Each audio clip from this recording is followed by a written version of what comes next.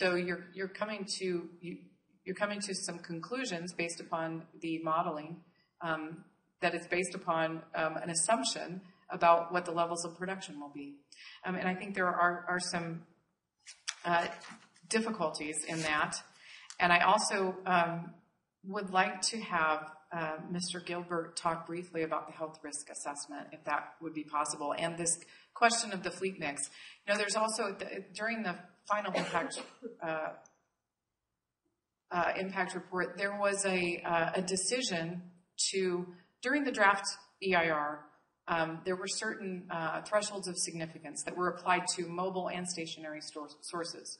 Well, after the revised emissions analysis, in the final EIR, there was a decision that, well, we're not going to apply that same threshold of significance to both mobile and stationary, because it would have resulted in a conclusion of a significant impact. And I think one of the responses to comments in the final EIR was, well, there really isn't technically a threshold that's been adopted for that particular type of emission. Well, there was a threshold that you applied in the draft EIR, and you decided to not apply it in the final EIR because the conclusion would be different. I think more needs to be done to explain how you got to that place. And I don't think that exists at the moment. So if the board is willing to allow Mr. Gilbert, I think it would be very enlightening. Yes. Thank you. You can come here, Greg, if you want. Yes, that means okay. Greg, you can come here. Come over here. I'm just going to start here. We don't have a mic there, so it'd be better over there. Okay. Just wanted to stand up also to let the crowd. It was yes, so that means okay, yes. Can everybody hear me without the mic? I'd prefer that you get into the mic, okay. Please. Thank you. You bet. I'll sit in for this then. My name is Greg Gilbert. Traditional spelling, G-R-E-G, G-I-L-B-E-R-T. I'll just start by saying thank you for the opportunity to speak to you today. I want to acknowledge CEQA, which I think is an amazing tool that helps us here in California preserve what we have in terms of environmental qualities and economic benefits, our quality of life. I want to thank the people who are here today. I want to thank the guys who... We're going to keep your comments to the board. You're addressing the okay. board, not the public. So all right. Thank you. Thank you to everybody who's shown up today. But obviously my comments are for you, and thank you for the opportunity. Just real quick, there are a number of issues that I believe are not resolved with respect to air quality in the EIR process. And I've raised comments in letters regarding what I felt were those flaws and continue to be those flaws. They're still there. We heard today from Alan. By the way, I used to work with Alan. I think it was 18 years ago in Sacramento. I worked on the CEQA side. He was on the engineering side. You've heard today, you've gotten the sense, I suspect, that the HRA, the health risk assessment, we speak in acronyms in air quality. I'll be careful about that. But the HRA process was reviewed and determined to be acceptable. The reality is that you changed the fleet mix between the draft EIR and the final EIR. You added vehicles. You changed types of vehicles in that process, but you did not remodel your health risk assessment. Now, we can talk about a mere disagreement amongst experts, but the reality is you changed the process without doing an HRA. There was, I think, a sense, I don't know if Alan intended it, but that the HRA has been rerun. It has not been rerun. And so you cannot conclusively determine that there will not be an exceedance of the threshold, the cancer risk threshold of 10 in a million. Now, we had our expert use the same data that was used for the HRA that was done at the draft EIR level. He used the same data that was produced in the EIR, reran it to see if he could replicate the results. And he was able to do that. When we added in the additional emissions from the increase in vehicles between the draft and the final, it popped over the 10 in a million, which you heard Alan speak to today. Also changed some of the receptors locations around the facility. It's not just, by the way, the cancer risk is not just at the caretaker's structure. It's beyond that.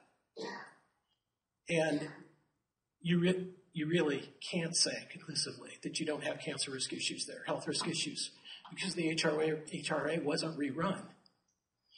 Now, secondly, just real quick, in terms of mitigations, I've never seen a project where the Air District was not involved in the CEQA process with respect to suggesting mitigations to reduce air quality impacts that was then subsequently tasked with mitigations to enforce for air quality emission reductions. Typically in CEQA, what I have seen in my 20-some years of doing this, a lead agency will ask the Air District for their recommendations. And in many cases, they will say, okay, folks, you wanted that, you enforce it. And the Air District stands up and says, no problem, we'll do it. Happens all the time in Sacramento at the air agency where Alan and I used to work. In this case, the Air District never was involved in the process. And now at the last step, on page 3 of your 5-page document staff report that came out, I think it's date stamped November 9th. It says that essentially that the responsible agency under CEQA, which is the Air District, they issue the stationary source permits, those smokestack permits, if you will, that they are going to be on the hook for the mitigations which don't have much to do with smokestacks. They have to do with things like greenhouse gas and vehicle emissions. The high efficiency filtration in the caretaker's facility. Does the Air District even know what MERV stands for in terms of the filtration values? Do they know how to enforce that? I doubt they even know what that stands for. By the way, high efficiency filtration, which is one of the mitigations for the caretaker's structure, that only works when you're inside all the time and you get the HVAC on and the windows and doors are shut. It is at best a very marginal mitigation. The Air District doesn't know anything about that, I suspect. And now you've tasked them with enforcing the MMRP mitigations for air quality. In all my years, and I've checked with other CEQA experts from air agencies around the state, nobody's ever heard of that. So it's sort of, I think it's really sort of like, oh my God, what are we going to do? Well, we'll give it to the Air District. It's not appropriate. The Air District hasn't been involved in this process. They should have been involved in this process. Just real quick, a few more things. Now, hopefully, one thing I was going to say, ask, entertain any questions. I would strongly urge you to stop this process, back up, and workshop at least once on the issues that are outstanding with respect to air quality. I'm working on a project in Napa. This has been done in Napa. There is a model for it. They've issued the final EIR, and they've had at least 2 workshops since to take care of these kinds of issues. It's less expensive than to litigate or to have to go through the whole process to do a reissue, a recirculation. There are some outstanding issues that could be taken care of, I believe. I'm not here to try and stop this project by any stretch, but it does need to conform and comply with CEQA. And it needs to be really the best environmental project you can afford for the long term. And we can work out those troubling issues, I believe, not an attorney, but I believe it can be done and it should be done. And it's going to save Crystal Geyser a bunch of money, frankly. It's going to save the community a lot of time and trouble too. Because, I'm not up for litigation. I don't think any of us are here today. Just one last real quick point. By the way, I thought I would have 3 minutes here today, so I really didn't prepare any presentation per se. I'm going to stop here in just a minute, but there is a little bit of disingenuousness to the air quality element, which I've raised in comments. The latest is a response to the renewable diesel mitigation option that would help you reduce your greenhouse gas impacts for this project. Renewable diesel, by the way, is being used by municipalities all around the state of California. Renewable diesel is not biodiesel. In your response comments from AES, you will see pointers or reasoning, if you will, that says, we've checked, and really this doesn't make sense for us. Biodiesel doesn't make sense. They quote Pacific Biodiesel. Pacific Biodiesel's network is in Washington, Oregon, and Hawaii. They don't even have a network here. They sell biodiesel. They don't sell renewable hydrocarbon diesel, RHD. There is a difference. The point here is that instead of hitting it head on, responding to the renewable diesel request, they subverted it to biodiesel, which, by the way, manufacturers say you don't put more than 20% of that in with your diesel or you'll have engine problems. Renewable diesel goes in at 100%. Big difference. It costs the same, maybe a little more, in some cases a little less than regular diesel. Your comment says that it's not available within 110 miles. I believe it was at Ukiah.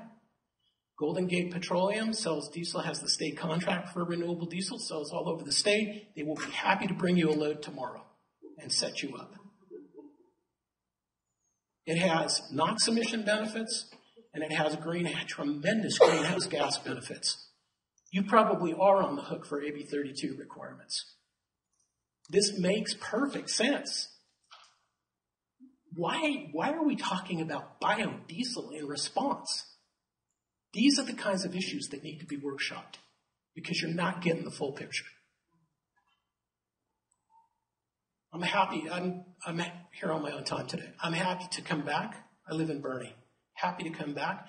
By the way, I've worked in rural air districts. I've testified before lots of boards of supervisors and worked for boards of directors.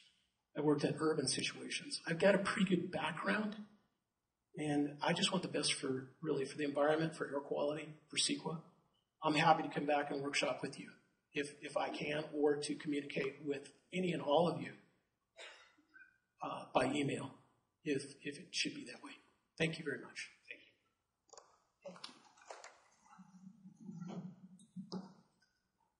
Does anyone have any questions for Greg? Thank you. And I just wrapping up that air quality, I don't have anything to add to, the technical aspects of it. But I think one of the things that happens very frequently, it's just because, the standard is if there's a disagreement amongst experts, then the agency, any kind of judicial review would defer to the agency's decision about which expert to listen to. And I understand that. And it certainly is the way that it is. In some of these areas, and I think air quality is one of them, what you have is not, in my view, a disagreement amongst experts. We're talking about disagreement about methodology that's going to be applied, assumptions about fleet mix, assumptions about levels of productions. We even have an assumption here about whether or not the county could enforce, the level of truck traffic that's, ultimately results from this project. Greg makes a very good point. Workshopping these issues now, finding out how it's going to be enforceable, finding out how to protect the health of the folks who live around this plant. Right now, it would be tempting to say, well, we have experts that say, oh, it's okay, it's safe. But we haven't run the health risk assessment with the new emissions numbers. We haven't done that, but we can make some assumptions and we can say, well, we've been conservative, so it's probably okay. But when you're talking about cancer risk of people who live near the plant, I would argue right now what you don't have just a disagreement amongst experts. You have a reluctance, maybe, I don't know, or just oversight. We're not going to rerun the health risk assessment. Recalculated all of the emissions numbers and stopped short with the health risk assessment. It's a straightforward endeavor. We had an expert do it. And so I would urge the board to, at the very least, ask for a new health risk assessment before you make a conclusion that there's a less than significant impact to the health of the folks who live around that area. With respect to noise impacts, I'm just going to go quickly on some of these, and there really is a lot of information in the record about these. There are going to be some significant noise impacts. There are questions about how to mitigate those. Again, back to my original question, how will the county enforce those mitigation measures for noise impacts? I don't know. But right now there are some options in there. There are also various mitigation measures that are being sort of offered as optional, maybe try one or the other. My view is if it's feasible and it's going to reduce the noise impacts that have identified as being potentially significant, then it should be adopted. Everything should be done to make this situation livable, not just profitable and meeting market demand and all of those wonderful things. And there are benefits to having this kind of industry in your jurisdiction. But there are citizens who live very near this. I mean, there's in my view, a very unfortunate zoning situation that developed a very long time ago, and here it is. But the decision makers today can do all that they can to protect the folks who live nearby. And noise is going to be an issue. The traffic noise, the noise from all of these, the generators haven't even been installed. They can't test that. They can't even analyze it. They're using assumptions about other locations, and so monitoring, at the very least, is not only feasible, but in a situation like this where you don't even have it up and running, you cannot make any determinations about exactly how it's going to impact these sensitive receptors that are very nearby. It's feasible, and I see it all over the state. A monitoring program, you can test noise levels. This is not a subjective thing. You can go and test and see whether or not you're exceeding the thresholds at any given location. And if you are, you can implement additional mitigation measures. And that's just a suite of mitigation measures that are available and a very straightforward monitoring program.